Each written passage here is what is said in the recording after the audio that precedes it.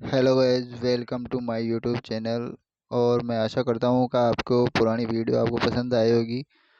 और नई वीडियो में आज आपको डालने वाला हूँ जिसमें आपका चैप्टर 2 ख़त्म होने वाला है। ठीक है।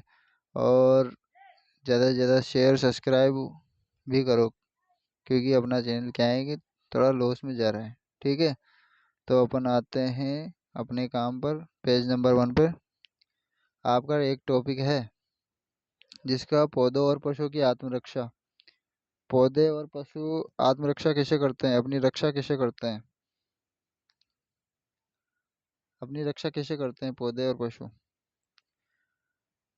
मधुमक्खी के डंक। अगर अपन मधुमक्खी की बात करते हैं, मधुमक्खी के डंक में एक अम्ल छोड़ता है जिसे क्या होता है, जलन होती है। और इसके इलाज के लिए अंग पर बेकिंग सोडा, अगर दुर्बल क्षार लगाएंगे अपन तो आराम मिलता है। नेटल का डंक। इस प्रकार का डंक नुमा बाल होते हैं। ऐसा पौधा होता है जिसमें मेथोनिक अम्ल ये क्या है करते हैं, मेथोनिक अम्ल छोड़ते हैं। अगर किसी के टच हो जाए तो मेथोनिक अम्ल छोड़ते हैं, जिससे जलन होती है। और इसका इसका भी क्या है, इसका भी अगर इलाज की बात करें तो अपन दुर्बल क्षार कोई भी ले सकते हैं, बेकिंग सोडा भी ले सकते हैं, बेकिंग सोडा भी ले सकते हैं। और नोट में अगर आप की जानकारी के लिए बहुत ही इम्पोर्टेंट क्वेश्चन है, इम्पोर्टेंट क्वेश्चन है। अम्ल के असर को क्षार से खत्म किया जा सकता है। अगर बात करें अपन अम्ल के असर को क्षार से खत्म किया जा सकता है। ठीक है। और लवण, अब आता है हमारा टॉपिक लवण। लवण क्या होता है। लवण समान धन आयन और ऋणायन। लवण को लवण परिवार कहते हैं। धन आयन और ऋणायन, धन आयन और ऋणायन। मूलक लवण को लवण परिवार कहते हैं। जैसे सोडियम लवण, जैसे अपन NaCl की बात कर लो, और Na2SO4 सोडियम सल्फेट की बात कर लो। और बात करते हैं अपन क्लोराइड लवण, NaCl भी आएगा और KCl भी आएगा, पोटेशियम क्लोराइड भी आएगा। और अब ये क्या करते हैं, सोडियम लवण क्या करते हैं, धन आयन देते हैं। और क्लोराइड आयन कहते हैं, ऋण आयन देते हैं। और लवणों का pH उनके निर्माण में प्रयुक्त अम्ल और क्षार की प्रबलता पर निर्भर करता है। प्रबल अम्ल, प्रबल अम्ल और प्रबल क्षार मिलकर एक उदासीन लवण बनाता है जिसका pH का मान 7.00 होता है। और प्रबल अम्ल और दुर्बल क्षार, अगर अपन प्रबल अम्ल और दुर्बल क्षार की बात करते हैं तो ये अम्लीय लवण बनाता है, क्योंकि प्रबल अम्ल और दुर्बल क्षार क्या है, थोड़ा कमजोर होता है। और प्रबल अम्ल क्या होता है, मजबूत होता है। तो वो क्या करता है, अम्लीय लवण बनाता है जिसका 7 पॉइंट pH से ज़्यादा होता है। 7 पॉइंट pH से कम होता है, सॉरी, 7 पॉइंट pH से कम होता है। और प्रबल क्षार की अगर बात करते हैं, और दुर्बल क्षार, दुर्बल अम्ल, अगर हम इनको ऐड करते हैं तो क्या होता है, 7 pH से ज़्यादा बढ़ता है। pH क्या होगा, ज़्यादा होगा। ठीक है।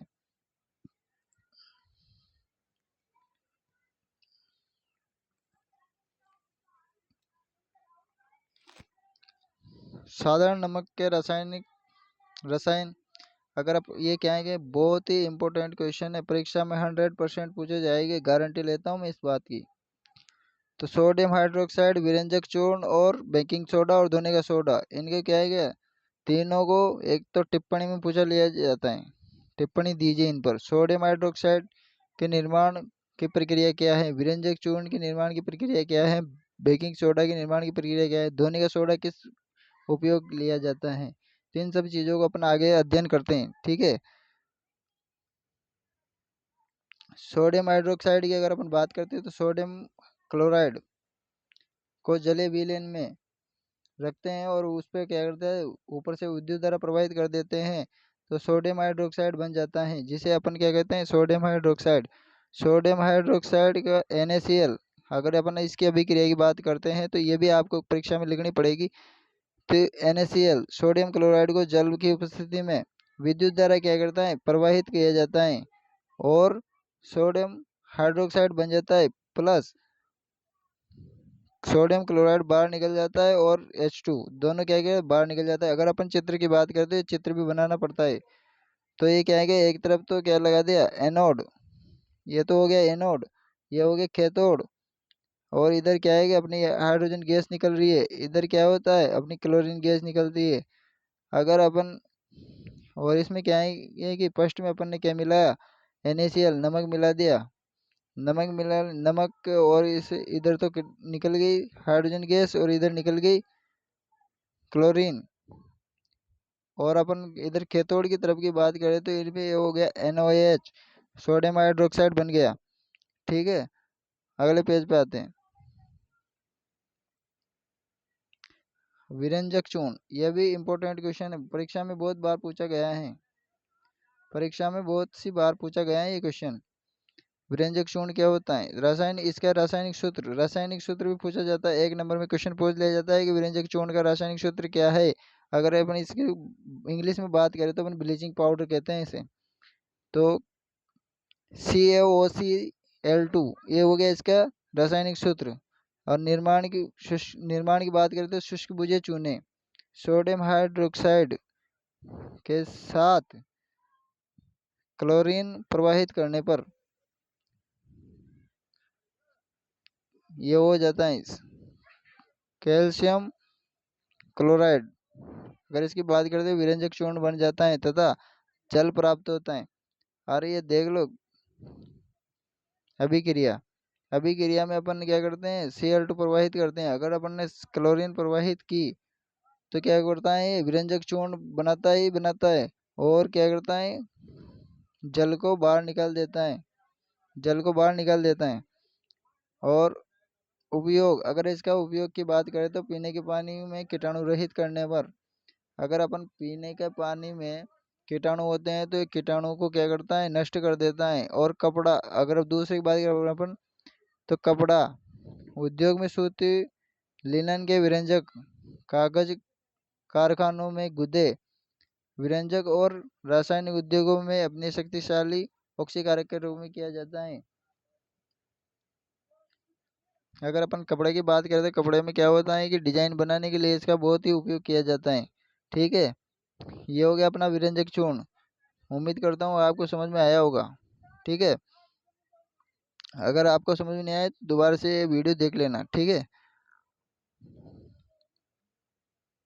बेकिंग सोडा, बेकिंग सोडा क्या होता है, बेकिंग सोडा क्या होता है, इसको आपने खाना बनाने में भी काम लिया होगा। अगर अपन बाटी बनाते हैं, दाल बाटी बनाते हैं, तो दाल बाटी में क्या होता है, अगर बेकिंग सोडा मिला देने पर बाटी क्या होती है, फूल जाती है। इसका उपयोग क्या किसके लिए किया जाता है, व्यंजन को फुलाने के लिए किया जाता है। इसका अगर रासायनिक नाम देखें तो अपन सोडियम हाइड्रोजन कार्बोनेट होता है, सोडियम हाइड्रोजन कार्बोनेट का सूत्र होता है NaCO3, NaCO3 इसका सूत्र हो जाता है बेकिंग सोडे का।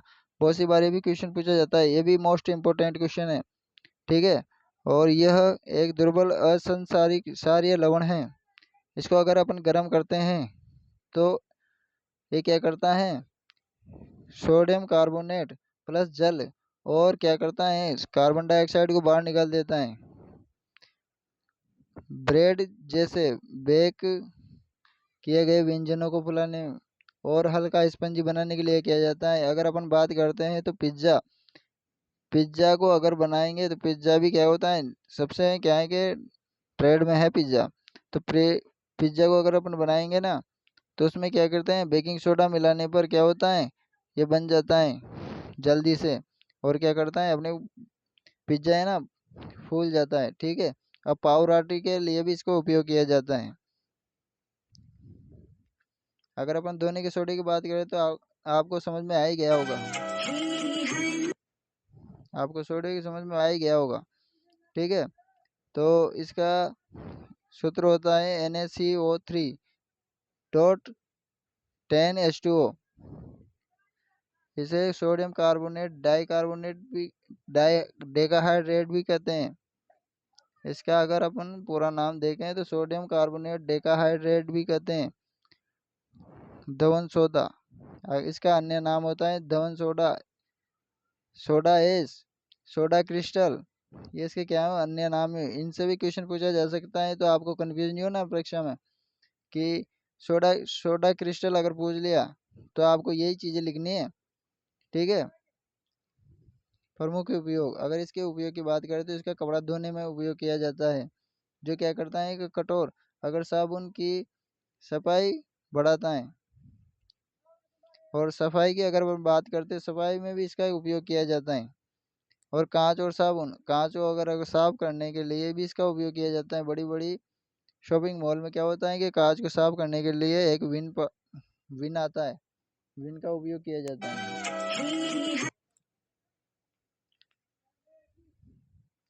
और कांच, साबुन और इनका, और अगर इसकी अभिक्रिया की बात करें तो NO2CO3 और 10H2O अगर ये मिलकर बनाए तो ऐसा हो जाता है, क्या हो जाता है, दोनों का सोडा बन जाता है अपना। ठीक है।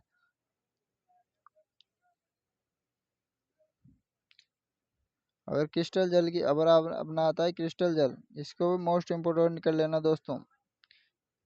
क्रिस्टल जल किसी लवण के एक सूत्र इकाई में रासायनिक सूत्र के रूप से बंधे हुए जल के अणुओं की निश्चित संख्या, जो क्रिस्टल की संरचना को आकार और रंग प्रदान करती हैं। जो क्या करती हैं, क्रिस्टल की संरचना और रंग प्रदान करती है। बल्कि क्रिस्टल संरचना अभिन्न अंग होता है। इसका अगर उदाहरण की बात करें तो कॉपर सल्फेट 4 है ना, और H2O 5H2O। जल के अणु कितने होते हैं, 5 होते हैं, और कॉपर सल्फेट होता है। ठीक है। अपना आता है last, plaster of Paris, POP भी से कहा जाता है, जिसका उपयोग इसलिए किया जाता है कि कैल्शियम सल्फेट, अर्धहाइड्रेट, हेमीहाइड्रेट भी कहते हैं इसे। अगर अपन इसके सूत्र की बात करते हैं तो CaSO4 डॉट 1/2 H2O, ये क्या हो जाता है, इसका सूत्र हो जाता है। और अपन जिप्सम निर्माण की बात करें तो जिप्सम, ये क्या है कि जिप्सम होता है CaSO4.2H2O। अगर अपन इसको 373 केल्विन पर, ये 373 केल्विन है, केल्विन के का मतलब केल्विन है, अगर इस पर अपन गर्म करते हैं तो क्या करता है, अपना प्लास्टर ऑफ पेरिस बन जाता है। यह एक सफेद चूर्ण होता है जो जल में मिलाने पर जिप्सम बनकर कठोर हो जाता है। इसकी अगर अपन अभिक्रिया की बात करते हैं तो ये देख लो, अगर अपन इसकी 101/2 जल के साथ अगर अपन अभिक्रिया कराते हैं तो क्या बनता है, जिप्सम बन जाता है। जो कि अपने क्या किसके लिए किया जाता है, टूटी हड्डियों को जोड़ने के लिए इसका उपयोग किया जाता है। खिलौने और सजावट का सामान बनाने के लिए इसका उपयोग किया जाता है। इसे अर्धरोधी बर्तन में रखते हैं। अर्धरोधी का मतलब आधे बर्तन में, जैसे मान लो यह पानी से क्रिया करके क्या करता है, कठोर हो जाता है। ठीक है दोस्तों, उम्मीद करता हूँ कि आपकी आज की वीडियो पसंद आई होगी। और अगर आपको भी वीडियो पसंद आई तो लाइक शेयर और सब्सक्राइब जरूर करें। थैंक यू दोस्तों।